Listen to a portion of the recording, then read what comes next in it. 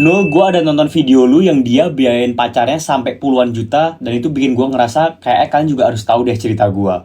You have to hear mine, Nul. Gue udah habis ratusan juta mendekati miliar buat cowok gue, dan bahkan sekarang sisa utang gue masih ada belasan juta. Hehe.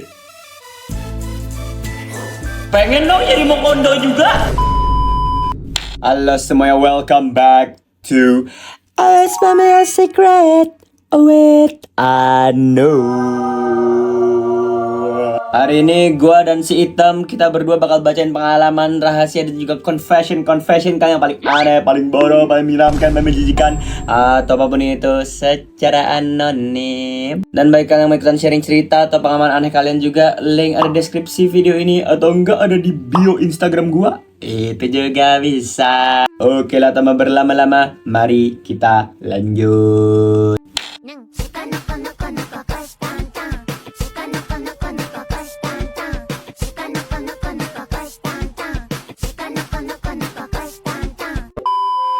Hai Nul, panggil aja gue Marsha, dan gue sempat kuliah di Korea program beasiswa. Sebenarnya ini bukan fully funded scholarship program, yang artinya beasiswanya nggak penuh, chat. Maka dari itu gue masih harus kerja part time juga buat ngebayar biaya kuliah gue. Gila Nul, gue pergi ke Korea cuman dengan modal 5 juta doang. Untuk nggak tahu seberapa lama. Nyali gue gede banget lah pokoknya, berbekal dengan survival skill yang biasa gue lakuin di Indonesia sebagai anak kos, kerja serabutan, dan bertahan dengan duit yang suka di bawah UMR. Gue percaya dengan 5 juta gue bakal kuat hidup di Korea nggak tahu sampai kapan. Dan ternyata time flies, terbanglah gue ke Korea pada musim seni.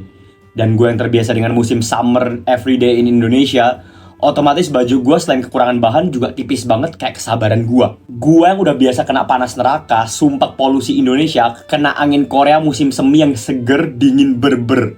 BTW itu baru banget selesai musim dingin, jadi suhunya masih 5-16 derajat. Lu bayangin aja Nul, semenggigil apa gue. HP gue yang sering jadi setrikaan aja, langsung anteng adem ayem. Dengan uang 5 juta, gue bertahan dengan membeli selimut tebal seharga 600.000 saat itu. Saat itu gue coba hoodie satu doang, dan akhirnya gue pakai setiap hari. Perjuangan banget sampai gue kayak gembel di sana, sampai kulit gue kebas.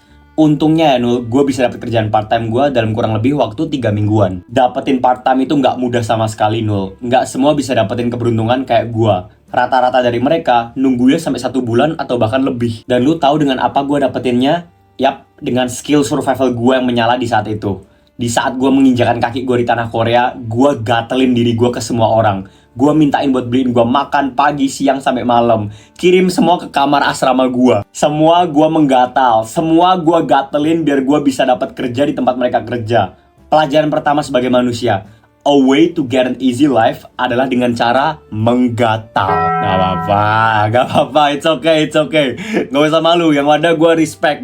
Itu yang penting kayak, ya selama lu bisa hidup, lu melegalkan segala sesuatu dan segala cara selama nggak ilegal ataupun kriminal. Ya, I mean, that's fine. It's okay. Dan apa yang lu lakuin itu bukan kayak morally grey gitu loh, secara moral abu-abu. It's not, cuman ya malu-maluin aja. Tapi nggak apa-apa, yang penting lu hidup, bener kan? Tapi jujur kayaknya gue kena pelet seekor bule. Padahal secara fisik dia agak jelek.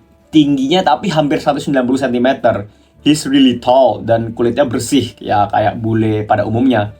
Gua yang hitungannya putih di Indo aja masih kalah sama Doi. Dan matanya juga berwarna hijau. Awal pas kenal, Doi baik banget ke gua, bantuin semua kerjaan gua. Dimana gua belum menerima gaji pertama gua, Doi yang penuhin kebutuhan gua. Bahkan saat itu gua sakit gigi, Doi yang anterin gua ke rumah sakit dan bayarin gua. Gue yang biasanya mandiri, merasa kayak finally gue bisa lepas dan gue bisa nafas dari semua beban finansial ini. Tapi apakah lu berpikir gue mendapatkan pangeran gue? No, oh tidak. Itu hanya bertahan sebulan saja sebelum dia berubah menjadi Mokondo Final Boss. Sebulan kemudian gaji gue cair, beasiswa gue juga cair. Dan FYI, beasiswa gue di 1 semester itu berupa potongan dan uang. Setelahnya baru cuma potongan aja. Jadi gue dapat sekitar ya 30 juta rupiah pada saat itu. Si Doi pinjam dia bilangnya pinjam uang untuk bayar uang administrasinya. Gue dengan pedenya pinjemin dia semua 30 juta yang gue punya dengan syarat dia harus balikin lagi pas gue mau bayar administrasi gue pas gue daftar S2. Goblok. Baru pacaran sebulan langsung lu pinjemin 30 juta. Wah sumpah dah. Semua scammer di dunia ini ya, mereka kayak ngelihat lu tuh mereka kayak gitu.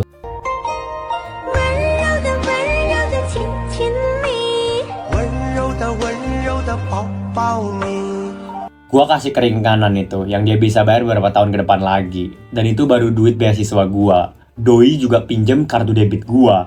Dan FYI, di Korea kalau belanja apa-apa pakai kartu debit. Dan itu no need your card passkey gitu loh. Jadi bener-bener swipe, langsung bayar. Nggak perlu kasih passcode, password, atau apapun itu. Ya udah, kembali ke laptop, kartu debit gua dipakai dan gua belanja pakai banking. Jadi gua bisa track pengeluaran juga sekaligus.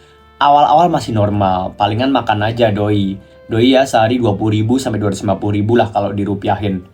Ya, doi juga sering ngomong kalau pakai duit tuh gimana ya? Ya nggak terlalu banyak. Jadinya di sana gue kayak, ya udahlah nggak apa-apa, kasihan dia. Gue yang udah kena pelet, gue iyain aja si doi ini Nul. Pagi gue kuliah, sore sampai malam gue kerja. Gaji gue kalau ditotalin itu bisa nyampe 3 juta won atau lebih, yang berarti 30 sampai 35 juta lah dalam sebulan.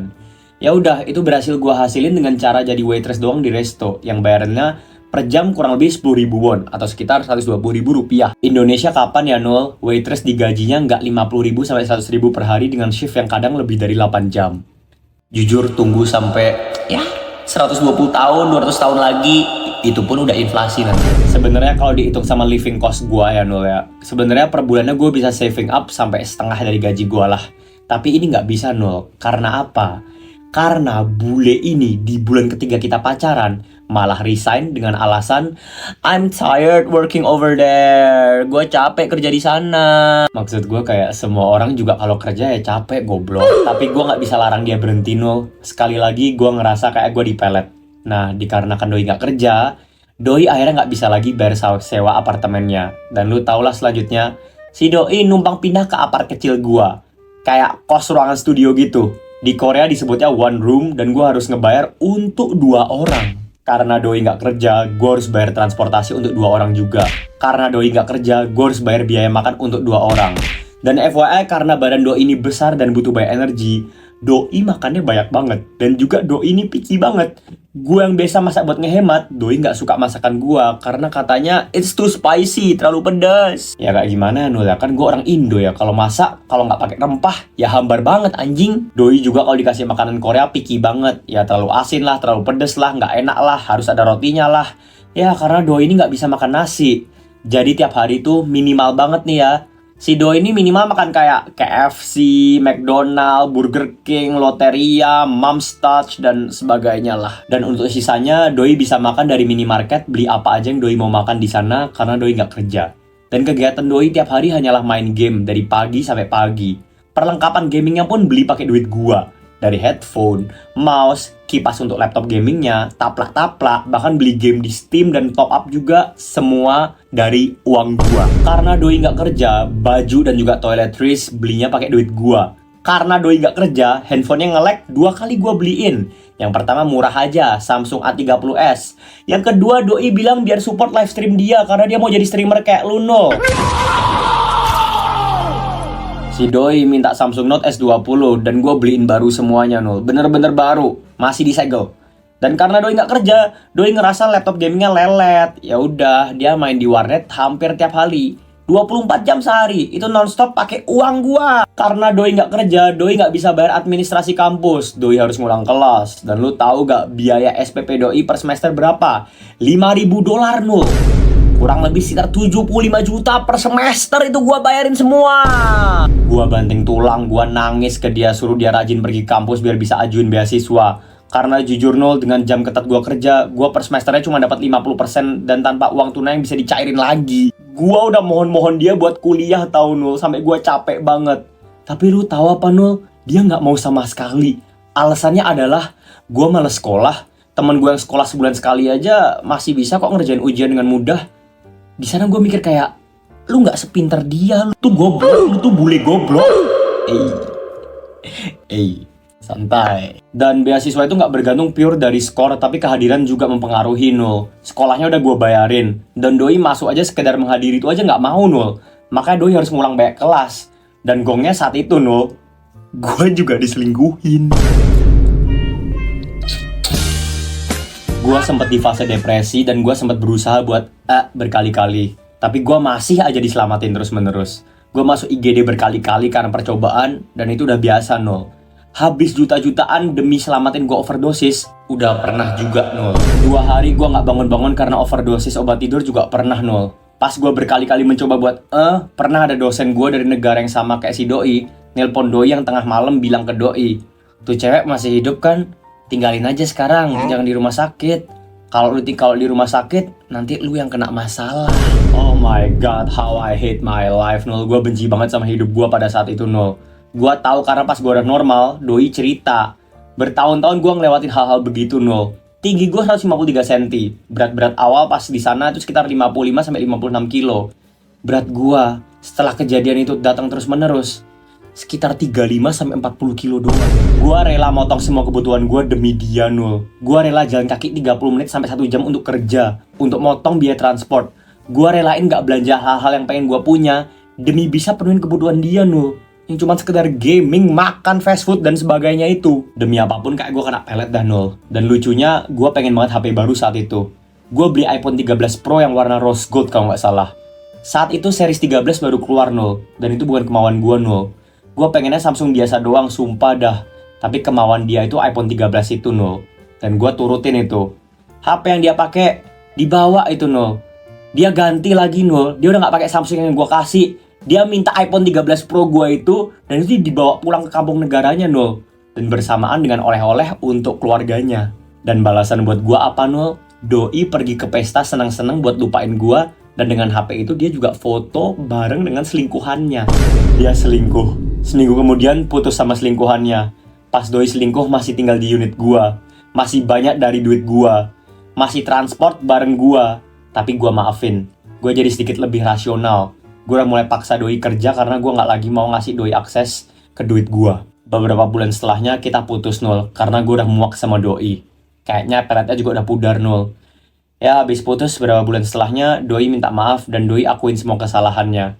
Not really in the happiest ending I could have, but it's still better than falling deeper. Ya maksudnya dia tuh ya, it's not the best ending. Bukan ending yang paling bagus, tapi ya at least gak jatuh cinta lebih parah lagi. Kalau nggak endingnya bakal ancur-ancuran kayaknya. Anyway Nul, gue balik ke Indonesia. Kerjaan gue sejauh ini aman. Gue berharap gue nemu jodoh yang bisa ratuin gue segimana gue udah berjuang buat hidup gue yang dar-dar-dor ini.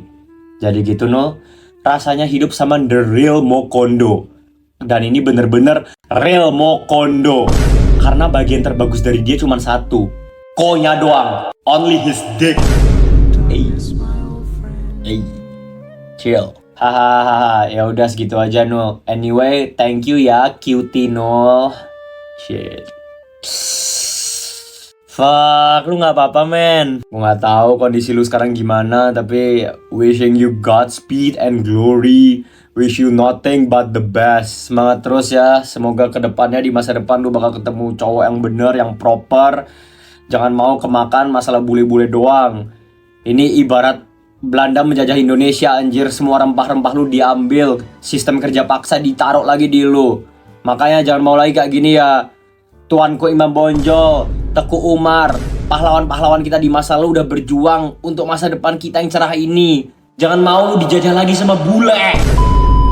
Oke, intermezzo terlebih dahulu teman-teman sekalian. Buat kalian semua yang suka nontonin confession gua, atau sekedar suka nonton gua, atau mungkin suka sama si Item, kalian gak harus nontonin gua tiap minggu, tiap gua upload video. Oh hell nah. Karena tiap hari gua live jam 7:30 malam WIB di YouTube. Dan di sana gua bakal baca-bacain confession, seru-seruan sama kalian, nobar bareng, reaction to video, main game, dan yang paling seru apa? Gue bakal dengerin confession kalian secara langsung. Dan ini adalah contohnya. Kutu dari kepala dia taruh di situnya dia.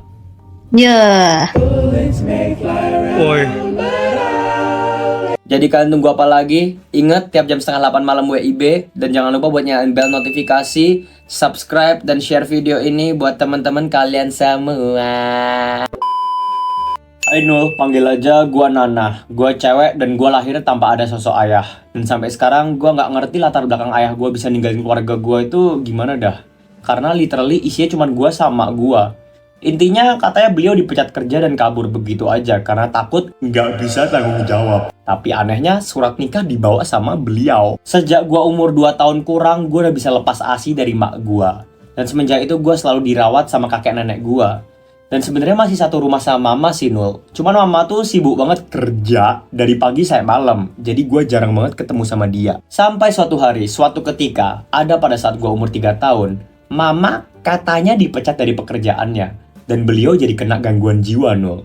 Jadi sering nyalain gue karena gue lahir. Bawa-bawa bapak gue terus, nyalahin gue terus. Tapi gue ingat suatu malam, asi mama kayak ngerembes gitu. Dan beliau memaksa aku buat ngisep. Dan itu mulai terjadi setiap hari. Sampai ada hari di mana gue nolak dan gue malah dianiaya Nul, atau di abuse. Singkat cerita aja Nul, kakek nenek gue ini mengetahui kalau gue sering dapat abuse dari mama dan mereka sering banget bawa mama ke RSJ. Dan mama sempat direhab beberapa tahun. Tapi setelah nenek gue meninggal, mama dipulangkan. Mungkin kakek takut kalau dia nggak mampu ngerawat gue sendiri. Dalam kurung, BTW selama 17 tahun gue hidup, mama itu berhasil, ya bisa dibilang dihitung 10 kali bolak-balik RSJ, rehabilitas, atau bahkan dititipin di pesantren. BTW itu gue salah baca, bukan 17 tahun tapi 19 tahun. Gue malas baca ulang. Dil, tolonglah jelasin ke mereka nanti Dil. Gue mager banget. Oh, Fadil editor gue BTW. Yes, no. Mama gue sering banget maksa gue nyusu ke beliau pas gue masih SD. Masalahnya gue udah dipaksa, no. Pas gue bikin kekacauan, gue malah dimarahin, dibawain kata-kata kayak udah dikasih nyusu sampai kayak gini. Padahal gue gak mau nyusu, yang maksa gue nyusu juga dia. Bahkan Nul, pas SD itu pernah ada satu kasus, temen gue nyiduk gue lagi nyusu sama gue. Itu gara-gara pintu depan gak ditutup. Dia main masuk dan buka kamar. Dalam kurung, kamar gue berdua sama mama. Dia bilang kayak, kamu kan udah 9 tahun, kok masih nyusu sih? Tapi mama malah ngejawab, enggak, ini dia lagi mijit kok. Mijit apa ya mama? Pas SD mau naik ke SMP, kamar gua sama mama itu dipakai buat hal lain. Jadi sama kakek, kami dipindahin kasurnya. Kadang di ruang tamu, kadang di dapur, dan sebagainya.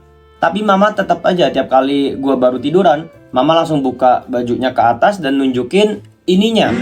Ya sebenarnya nggak maksa, tapi karena gue punya trauma kena abuse, gue otomatis langsung ngisep ininya mama gue. Terus pas gue SMP entah gimana, janda ini sebanyak punya HP ya, isi Facebooknya cowok semua Nul. Awalnya cowok serius, royal, selalu tiba-tiba ngasih uang. Tapi karena mak gue ngelunjak, ditinggalin deh, di ghosting. Lama-lama yang tersisa cuma cowok-cowok mokondo yang, ya lu tau lah Nul, minta foto bugil atau bahkan foto bugil juga. Baru dikasih pulsa atau bahkan terkadang cuma dikasih GoPay 10.000 rupiah.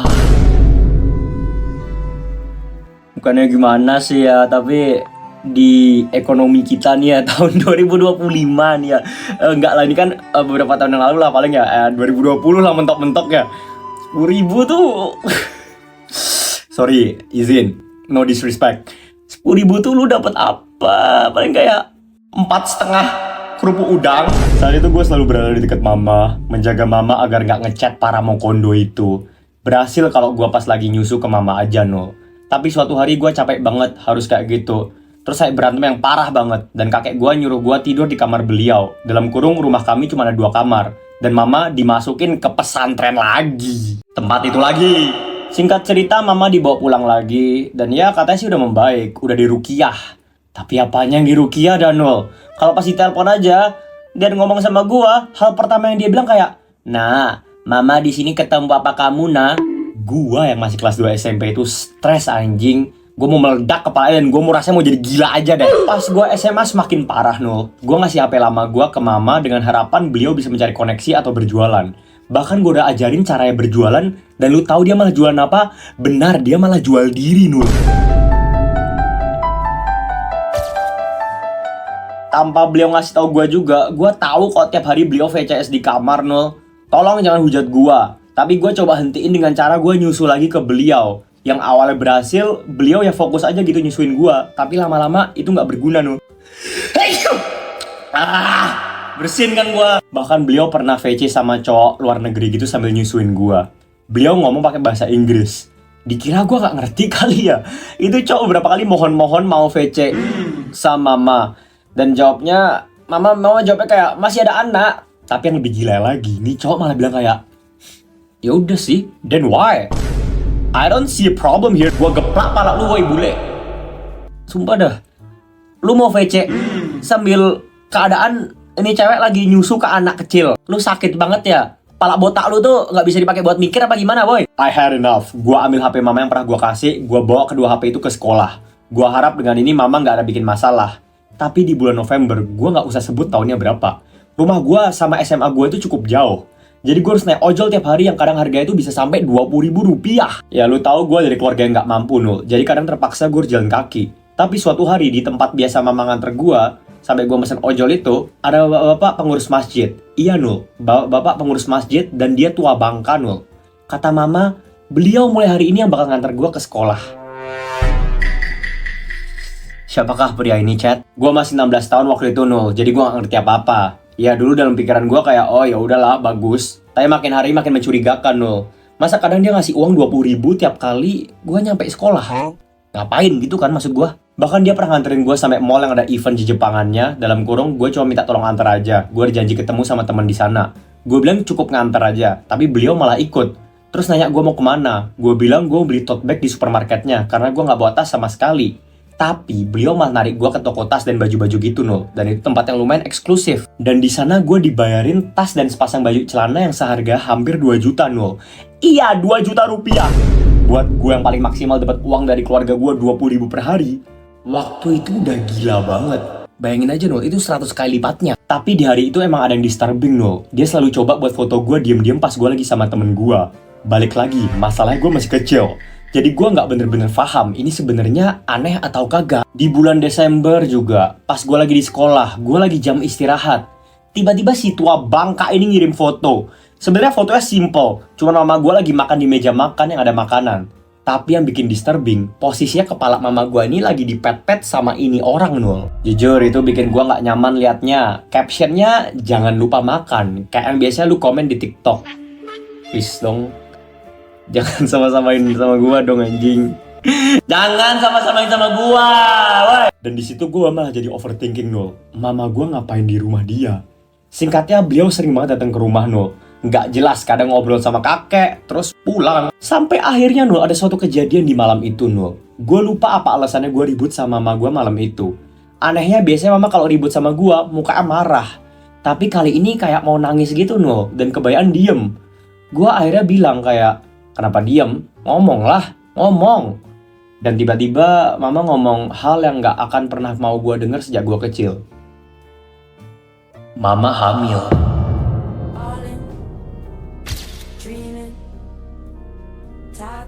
Gila gak sih itu, Nul? Dunia gue rasanya hancur banget. Mikirin kondisi ekonomi yang kayak gini, masalah keluarga udah berat, malah mau nambah anggota lagi. Gue hari itu kayak orang depresi. Tepat di saat itu kakek gue pulang. Dan gue bilang ke mama buat ngomongin itu ke kakek. Dan gue ngurung diri seharian. Gue bahkan 3 hari gak sekolah. Kepala gue rasanya mau pecah. Wah gue bener-bener gak habis pikir, Chat. Ini yang anak siapa, yang ibu siapa sih? Apalagi ini dia ceritanya flashback gitu kan. Jadi probably ini masih kayak SMA 1 atau SMP 3. We don't know that. Dan ini ibunya umur berapa sih? 30, 40 kan at least harusnya. Kenapa lu bisa bocah banget anjir? Kenapa lu ngebiarin anak lu yang mikirin segalanya sendiri? Harusnya lu yang mikir masalah ekonomi, kenapa malah anak lu yang masih kecil tuh mikirin ekonomi keluarga lu? Wah, ibu gak guna anjir. Aduh, sorry. Oke, sebelumnya in my defense gue paham. Oke, mungkin kayak ditinggalin bapaknya itu bisa pengaruh ke mental ibunya dan sebagainya. Tapi itu bukan alasan yang bagus buat lu gak bisa ngurus anak lu sendiri. Anak lu gak minta buat dilahirin. Lu punya anak itu dengan kesadaran penuh. Ayolah men. Maka dari itu, anak itu dirawat dengan baik itu udah bagian dari keharusan, kewajiban, dan ya itu hak anak untuk dirawat dengan baik. Sedangkan lu sebagai ibu, itu adalah kewajiban lu sebagai orang tua untuk merawat dan membesarkan anak lu sepenuh hati. Jangan malah lu jadi gigolo atau LC gini, kocak. Gue lupa gue baikan sama dia gimana. Tapi seingat gue, mama gue mulai nyuruh gue buat nyusul lagi ke beliau. Gue yang awalnya lebih sering tidur di kamar gue sendiri, jadi lebih sering tidur di kamar mama. Dan gue mulai balikin HP yang sering gue bawa ke sekolah itu. Gue balikin ke mama. Awalnya gue pikir itu keputusan yang baik. Tapi ternyata itu memperburuk keadaan, Nul. Mama gak punya nomor, gak gue kasih. Internet juga karena hotspot dari gue. Kadang pas lagi rebahan barang, mama tiba-tiba berdiri dari kamar mandi. Dan itu lama banget. Suara dari kamar mandi kayak cuman suara-suara siraman air. Lu bisa tebak sendirilah itu kira-kira apa, Nul.